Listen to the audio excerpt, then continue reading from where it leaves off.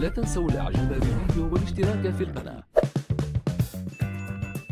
السلام عليكم. إليكم موعد وتوقيت مباراة الجيش الملكي المغربي ضد الرجاء الرياضي المغربي في الجولة الخامسة من دوري أبطال أفريقيا 2025 والقنوات الناقلة للمباراة. يحتل فريق الجيش الملكي المركز الأول في المجموعة الثانية من دوري أبطال أفريقيا برصيد 8 نقاط، بينما يحتل فريق الرجاء الرياضي المركز الثالث برصيد 4 نقاط. ويستضيف نادي الجيش الملكي نادي الرجاء الرياضي في الجولة الخامسة من دوري أبطال أفريقيا 2025 على الملعب الشرفي بمدينة مكناس يوم السبت 11 يناير 2025 في تمام الساعة 8 بتوقيت المغرب و10 بتوقيت السعودية إن شاء الله. ومن المرتقب نقل هذه المباراة على قناة الرياضية TNT.